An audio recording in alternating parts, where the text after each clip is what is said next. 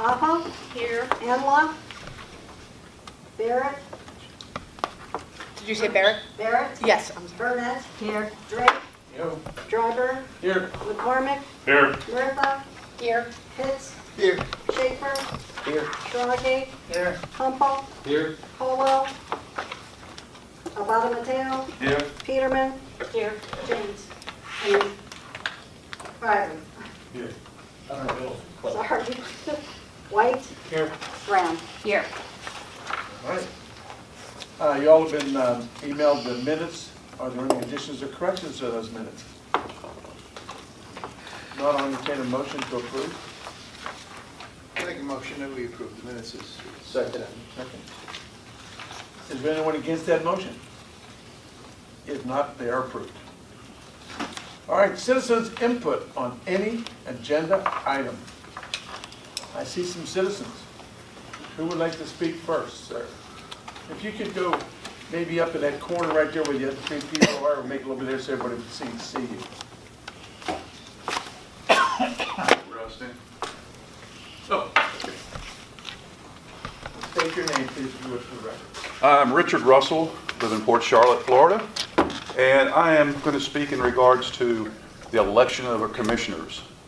In 2016, I noticed you had something in there about whether you're going to do it by district or by county-wide.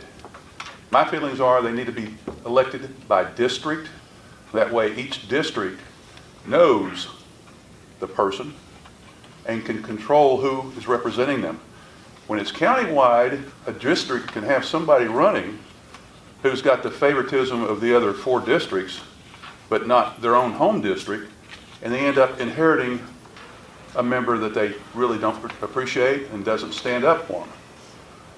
If they're elected by the district, then the commissioner's attention should be focused on his district primarily and secondarily on the county.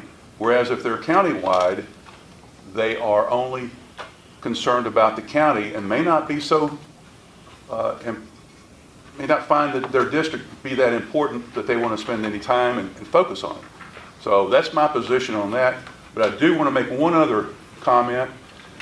In the minutes we reviewed, there was nothing in there pertaining to water and the future of our water in Charlotte County and the impact of outside agencies that will be, if we don't stop them in 2023, going to be that much more destructive to our water, our harbor, our livelihood, and our marine life.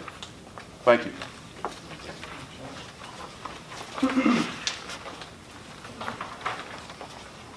Who's next?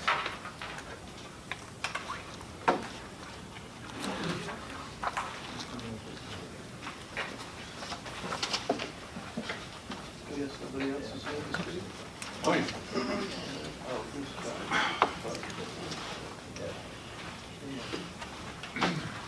Good afternoon, everybody. My name's Tim Ritchie, and I'm a resident of Punta Gorda Isles in Charlotte County, Florida. I am our citizen water czar. I'm also the founder and president of March Against Mosaic. In reading through all of this, I didn't see anything about water quality. But this here is a Florida Department Environmental Protection NPDES permit. Now, if none of you have ever read one of these, I'd highly recommend you go look up the Mosaic Bartow Chemical Plant NPDES permit.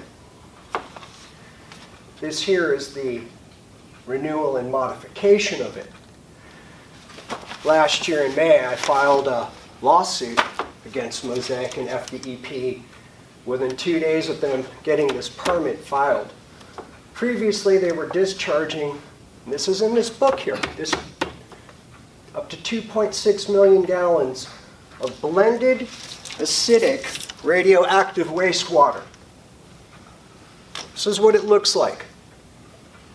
This is a clay settling area, and this is what Mosaic wants to put 15 miles from this building in Pine Level in Horse Creek.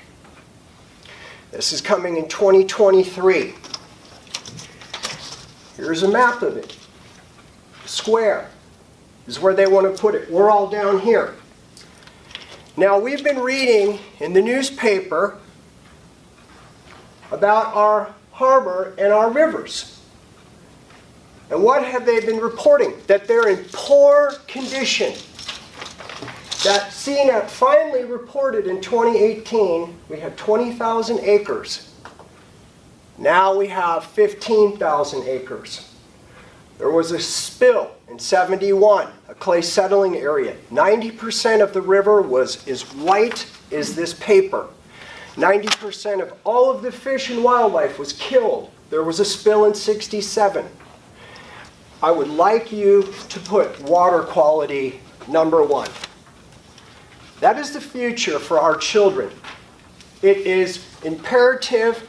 I've been before the commissioners for 3 years. I've requested money, put in an account. I don't want the money. We need to core sample the river. And we need these core sampling of the Peace River, Myakka, and Charlotte Harbor. Mosaic is 60, 70, 85 miles up our river. They are contaminating the Myakka River from the Hardy County mines. They are discharging to Horse Creek. Manatee County is discharging. One last thing before I stop. 3 minutes. Thank you, everybody. Thank you very much. And who's next? Hello, You state your name for the record, please, sir. William Kitch from Punta Gorda.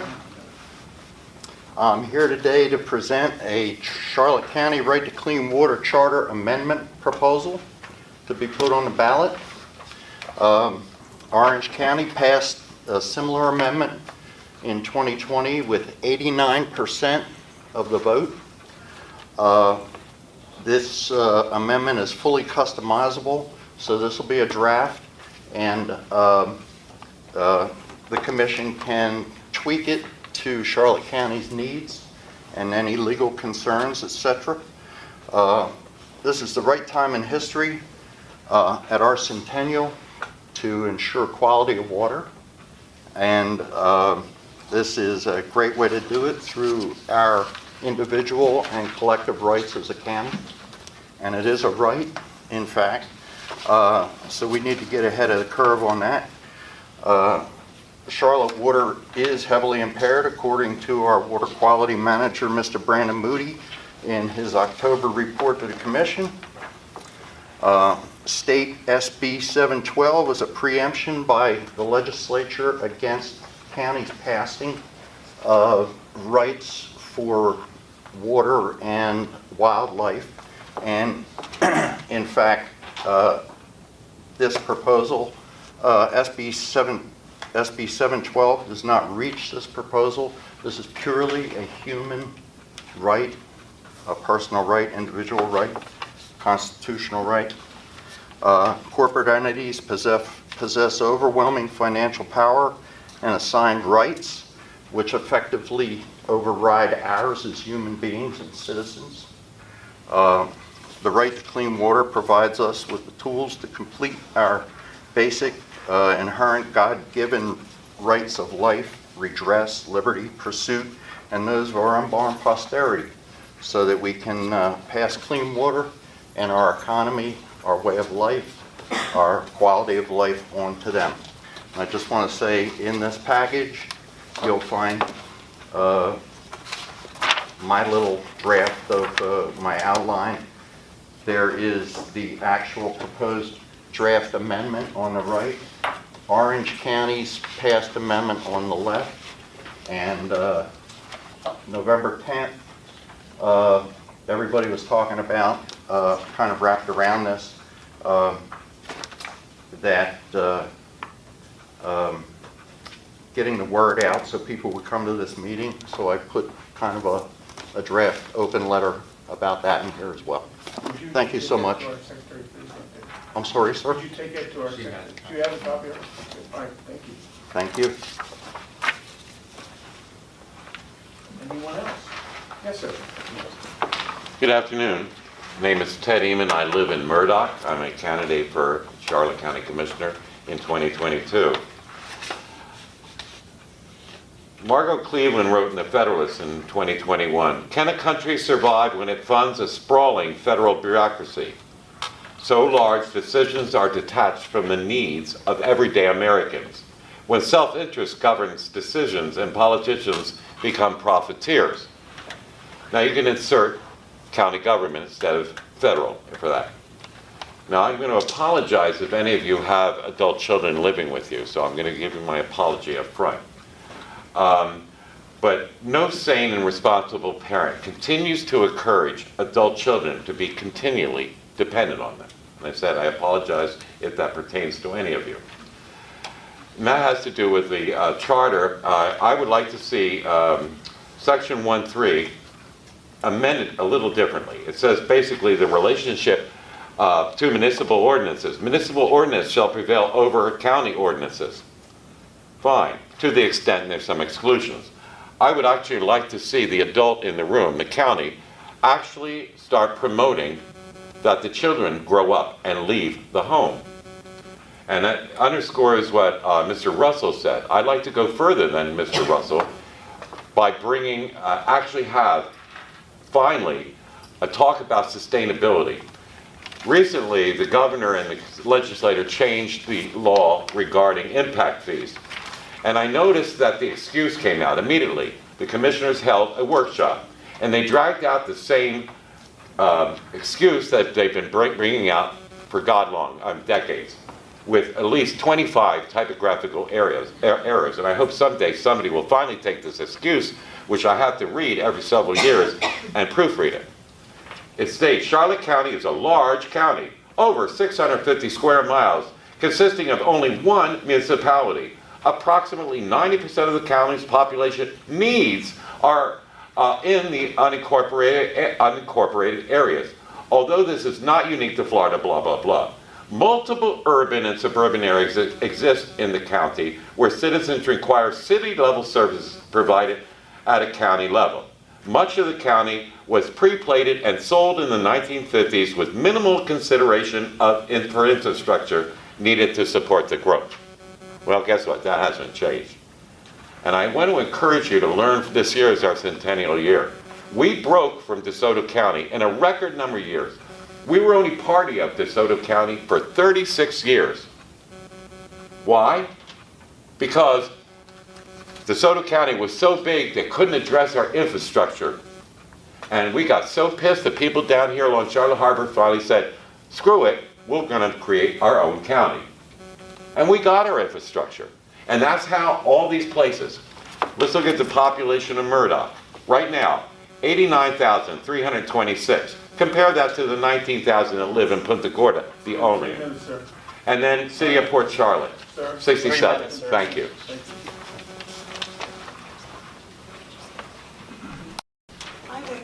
Yes, please. come on.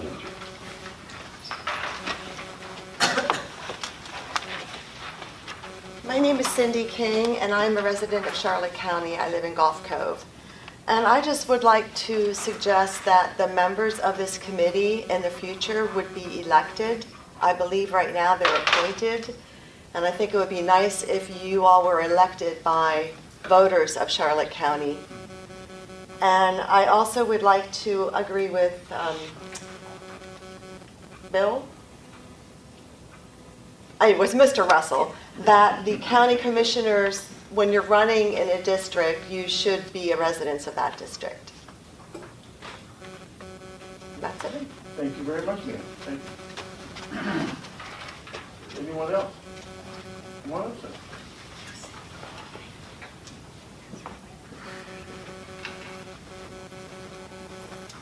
Good afternoon.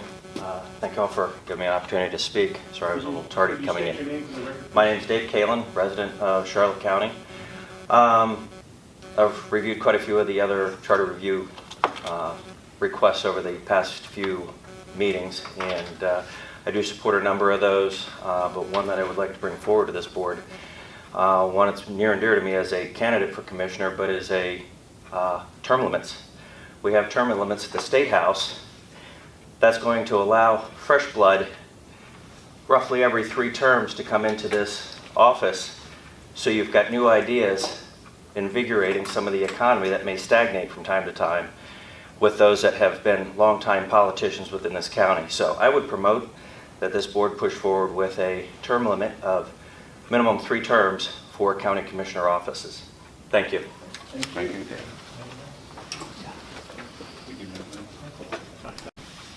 Anyone else? Everybody done? Okay. Yes, sir. As you know, my name's Dave Kesselring. I think you've met me before. I'd just like to restate some of the suggestions I made really quickly. I suggested a county people's constitution already, and it did include the right to clean water or the right to good water in it, but that would be neat to separate it as well and have it as a separate issue. Single-member districts I also proposed. I'll go over a few of those ideas if I have some time. An elected charter review member, I mentioned that to some board members. I can't recall if I actually presented that or not, but I'm also for that for sure. And also the limitations on the power and authority granted to the county attorney and the county administrator. Right at the moment, we have a queen for the county attorney. She can write any rules she wants, and it's just, there's no accountability there, and that needs to stop. I've already heard talk of one of the board members mentioned they talked to one of the county commissioners about single-member districts. And I believe that was the same one I heard. And his excuse was he was in an area where it didn't work. But a bunch of the counties in Florida already have that. It works fine, including Sarasota. So it works fine in other places. That's a moot argument that it just didn't work in one place with some extra corrupt politicians in that area. Again, it's related to how honest or how corrupt the public officials are in the area up to a point. It's better to, there's much more chance for any kind of a grassroots candidate to possibly win with single-member districts. There's all kinds of other arguments that I can give if I have time, but elected charter review members. I don't think I proposed this or anyone else did this year. We need to lessen the requirements for citizens-led initiatives. If I'm correct, there might have been one in the entire history of the county that went through. It's obviously way too high. You could limit it a little bit at each time, maybe this year, if nothing happened, maybe in 6 years until something happens. You know, you can work that out. Something needs to happen though, and citizens need to be able to propose a few amendments once in a while, I think. This is my single-member districts. These are some of my arguments since I have a little bit of time. I'll re-quote some of those. Our county's growing. We got 153,000 people. Big money rules with countywide elections. Extremely expensive mail-outs and advertisements, many times sent out by PACs, are currently the major contributing factor to elections in this county. Anyone that runs needs to raise a whole lot of money because if you don't have a mail-out, you're probably not going to win. I think they're about 30 grand or so for one, and some of these people get 2. Higher percentage of voters can get to see who they're actually voting for, which was kind of mentioned, face-to-face. They can know who their person is. Candidates can visit a much larger portion of voters door-to-door of their area, and the cost for mail-outs and other things per candidate is lowered by 80%. Yes, they can say the overall expense raises more, but each candidate, it's much lower expense. And again, a grassroots candidate has a chance. Am I 3? Okay, thank you. Thanks, David. Anyone else like to address the council?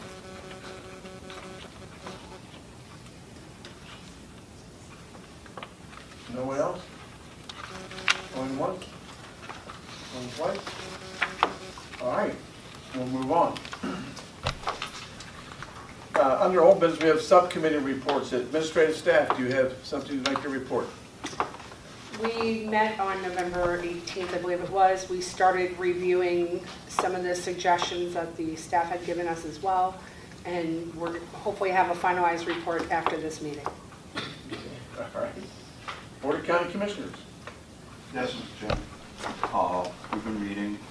Our next 2 meetings are tomorrow here in this room at 11 a.m.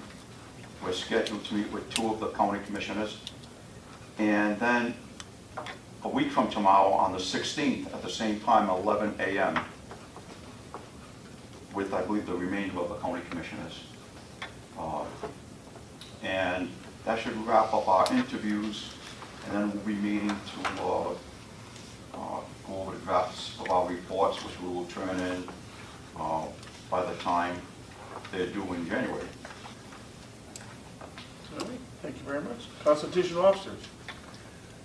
I furnished my report today. I wasn't aware that I was going to read it today. It's time consuming. So what I would like to do is at the next meeting, I would hand one out so everyone can follow what I'm reading. But I do have 2 suggestions. And I also have some legal advice supporting those suggestions. Those I can put on the table today. We've had some state legislation with regard to the constitutional officers that they can't, I just want to make it clear, that we cannot interfere with what the constitutional officers, or restrict them. They're controlled by the state. But their residency requirements are identical to what is in our charter. One of our constitutional, actually, one constitutional officer and one airport authority commissioner had a problem where people who did not live in the county ran against them. We found out when we interviewed our supervisor of elections that he cannot interfere. It's legislated. He's got to be nonpartisan, so he can't stop it or refuse it. So if we were to adopt in the charter that just residency and have our commission extended for a period until the next group is put in, not that it disappears, for the purpose of enforcement and interpretation. This way it takes out of other people's area through an amendment, and then if we find that a situation like this came up, we could direct the county attorney's office to pursue it. Go before a judge, get a court order stopping it, and then it would be up to the person who does not live in the county to do the work, rather than a county resident running for office having to defend his or herself against an outside candidate. It might take us a little time, and some attorneys, we have one that I'm sure could help us write it so it makes sense. But just like anybody, I don't care whether it's the city of Punta Gorda, the airport authority, the school district, residency requirements are identical.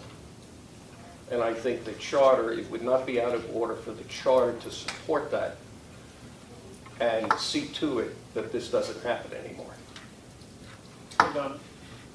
Are you, because this is already in the charter, what's not in the charter is how the enforcement will end up being. There So it's in the charter. There is no enforcement in the charter. Correct. So what's the enforcement that you're recommending? The 15 of us that are here, you would just remain on it, and in case we had to have an enforcement, we would just meet very quickly and say, well, what do you think? Is this what we meant? Is this a violation of the charter? If the answer is yes, it goes to the county attorney, which costs us almost nothing, and she's directed, or he's directed, to go to a judge and get a court order delivered to our superintendent of elections, supervisor of elections. And I'd ask a question about legality. Well, I agree. I absolutely I agree. have some legal things, one written by our current county attorney. So I'm not saying that it covers this specific issue, but it does cover residency.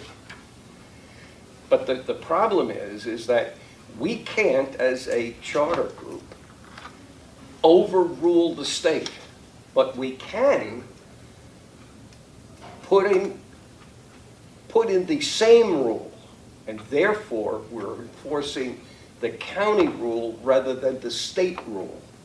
So this would not have anything to do with representatives going to Tallahassee. It would only be people in the charter. And that would be anybody running for a county office. Mr. Chair, I'd just like to point out that the Constitutional Officer Subcommittee is actually meeting on December 13 to finalize their report. It's finalized. Are we not meeting on the 13th?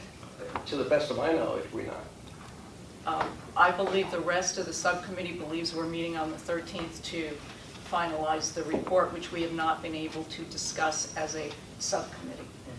Well, that's one of the reasons So we I'd hold like these some, meetings. I guess I'd like some clarity, Mr. Chair, whether or not we're meeting on the 13th and how those of us who have differing viewpoints of a subcommittee report might be able to articulate those. The subcommittee report does articulate what I'm talking about. The way that's done, of course, you, and remember the charge that I gave you on the beginning, you set your own time schedules and meeting dates. And the reason we have these meetings is because outside of the meetings, you can't talk among yourselves. I understand, and that's the issue so that we're raising. But you guys could get together and hand this out with Mr. Schaefer to get this squared away so whether you meet or not. In support of my fellow member, that's precisely what was supposed to happen on December 13th. We were supposed to meet as a subcommittee and say, we adopt this as a final report. We have not done that. We have received a document from our chairman, but we have not had a meeting where we say. We sent out, at the last meeting we had, there was a dictate to me that I file a report, and it should be done before the 8th. It was done before the 8th. Notice was sent to every member that if they had anything they wished to add, to let our clerical person have that. No one responded. That's not correct. When did you respond? I responded to the administrative secretary this morning. Well, it was already written, and you received a copy of it by then. I responded this morning and copies were sent to the other members of the subcommittee to prepare us for the meeting on the 13th. That's my understanding of how we left the last meeting, and that That we were isn't going what I to understood. That's exactly how I understood it You have a too. committee as a group, if the majority of the committee wants to meet to take action, that's appropriate to do. If only one member is saying that's not what you want to do, it's the majority of the committee that would rule. Well, I don't. Let's hear what Susan has to say. Well, I was going to say the same thing. I was under the impression that we were meeting on Monday to go over the final report, to approve the final report. That was my interpretation. Not mine. There was nothing Monday. There was no meeting scheduled for this Monday. Yes, actually there is. There is. We got an email telling us December 13th at 3 p.m. Well, no, you said Monday, not this Monday. Monday But the she 13th. responded to this Monday, and I didn't even know about it. You see, if something had been sent to me in the last 2 weeks, we wouldn't have had a problem, because I could have or not could have. We could have discussed the issue, but no one responded to our clerical person when they were asked anything they wished to include that was not included, to simply send it in, and they didn't. None of them. Well, I believe our attorney's instruction was pretty clear. The majority of the committee wants to have that meeting on the 13th. Meet on the 13th. Thank you, Mr. Chairman. You're very welcome. So now we go to other boards and agencies. Yeah, we have done a draft of our report, and it's been circulated to our committee, and they're giving me feedback at this point through Andrea. And we should have our report to you, the chair, by the end of the month. I have a procedural question, because Bill mentioned something that I didn't think. How are we going to handle discussion of our various recommendations on our reports? Because I didn't think it was just going to be brought up without some kind of process that we would have. And that's in that correct. regard. What happened is, once we get all the reports in, we're then going to take a subcommittee at one at each meeting. And you're going to go over all of those, what's in there or not in there, and we'll discuss them. And then we're going to put them on that master sheet.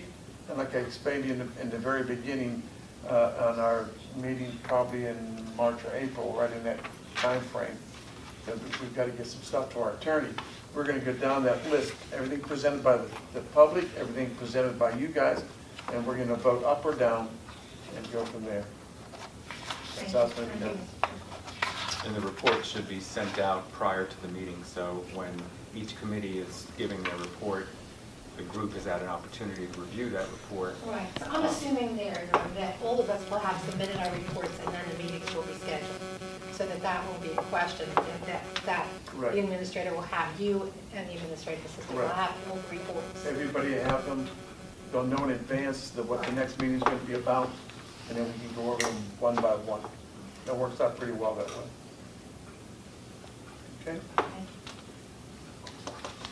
We have a bill to pay here for our illustrious attorney, such a great man. I'll entertain a motion to pay the bills. So moved. Do I have a second? Second. Motion is second from Donna. All right. Any discussion on that bill? Anyone opposed to it? Motion passed, very good. Now again, the reason we have these meetings and like this, so we can talk among ourselves, and right now the groups can split up a little bit and talk, because we can't do it outside this meeting, so we have this time frame now if you want to break up and talk it all. If you don't, we can adjourn the meeting. It's strictly up to you. You tell me what you want to do. What about Simon? I would check it out, yeah. Chat it out for a minute. Okay, all right. So why don't you break up into your groups, talk a little bit, and you got the time, let's and work out the differences or anything else you want to work on.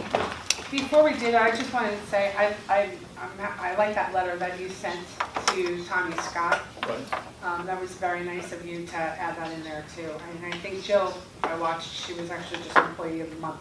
Yes, you So I don't want. know if your letter had anything to do with that, That's what but. I understand it did, I can't take credit for it. That great lady, whatever, Andrea did an amazing job. Thank you, and Andrea. She's just a sweet lady, she's just a good person. So break up and get into groups.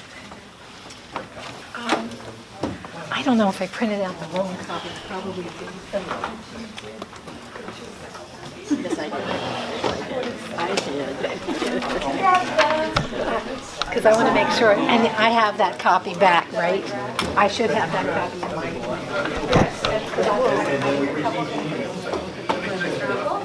How's it going? Very good, how are you? You don't need a half hour break. I didn't think anybody was going to argue. Thank you.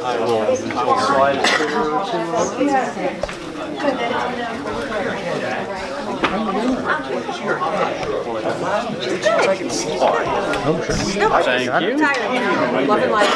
Yeah. Tell her I said hi. I will, definitely.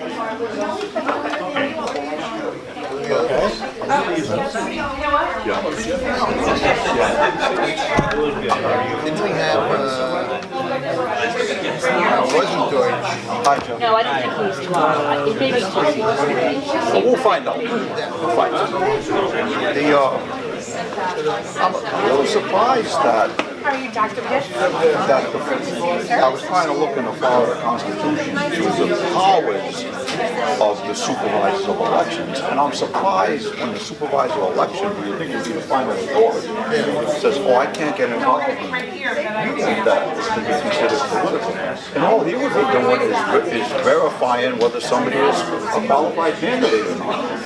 I would If that office wouldn't do it, who would? There must be a list of qualifications. Well, I guess they're saying residency. Well, it is in our charter. It is in our But they're saying that, I guess he says, well, I'm supposed to be nonpartisan. But that doesn't mean you can't do your job. I mean, the sheriff's people arrest people. It's not based on your partisanship, hopefully. No, thank God for small favors. Well, no, but residency for the constitutional officer, we had discussed that because Roger King brought it up. If you remember when he came before us. Yeah.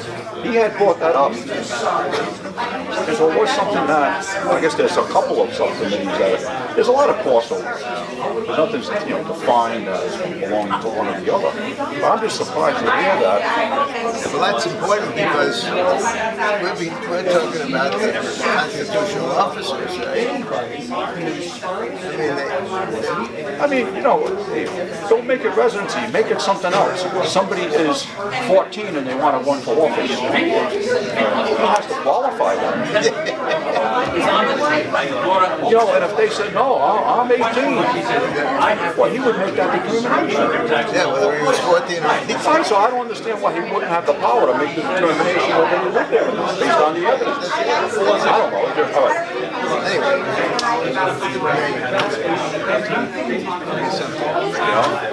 So with our interviews tomorrow, are we going with the same questions to the committee?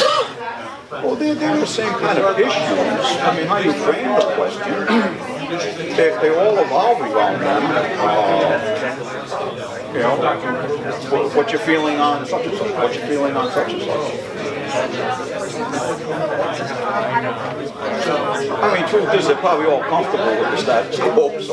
That's right. Based on my experience in the past here, they don't want to see change. They're comfortable. See, I always say, they talk about healthcare. I said, there's no lines in a hospital emergency room. Tells me what? People must be happy with healthcare. But be free to ask any question that relates to the child. Not school board funding. And,